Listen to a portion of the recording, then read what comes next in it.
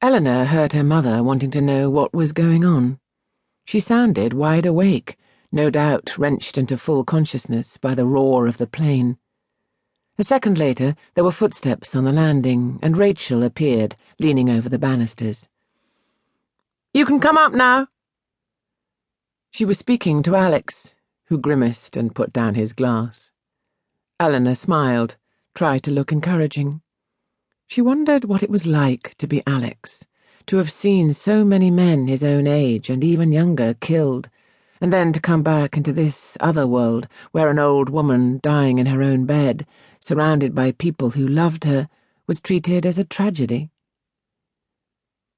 They never really come back, she thought, looking at Alex, thinking of Toby, wondering if the same might not be true of Paul. "You too, Elinor?" She didn't want to go. She thought Alex would want time alone with his grandmother. They'd been so close, but evidently Rachel thought otherwise. For whatever reason, she'd decided the whole family should all be there together. Alex was sitting with his back to the door when she entered the room, his left hand resting on his grandmother's wrinkled arm. Her dead white skin and his brown hand shockingly contrasted against the pale blue coverlet. It imprinted itself on her mind, that image. She knew she would always remember it. Mother was smiling, though she could only smile with one side of her face. The other was twisted into a permanent droop or sneer. And she was struggling to speak. "It's all right, Gran." Alex obviously meant don't bother, don't try to speak, but the old woman's mouth worked and worked at the words that wouldn't come. Then, "Toby," she said. "I knew you'd come." Elinor saw Alex flinch.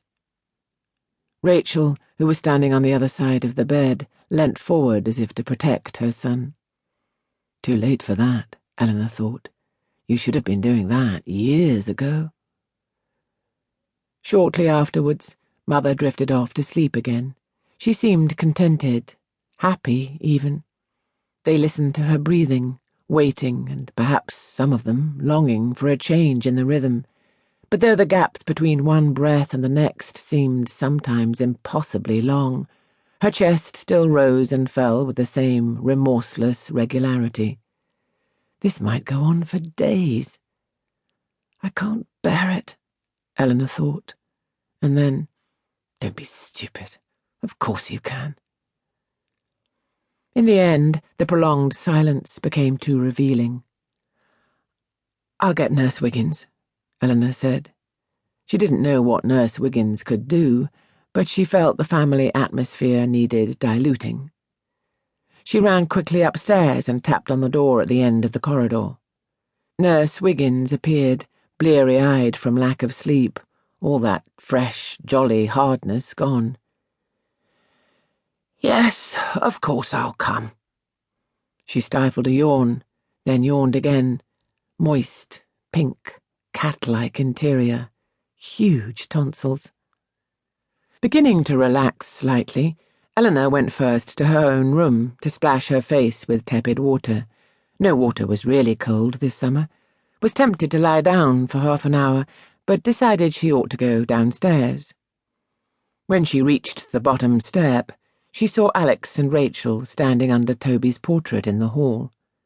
Something about their attitude suggested the talk was private, so she retreated a few steps and settled down to wait. Rachel was saying in a low, urgent voice, "You will stay."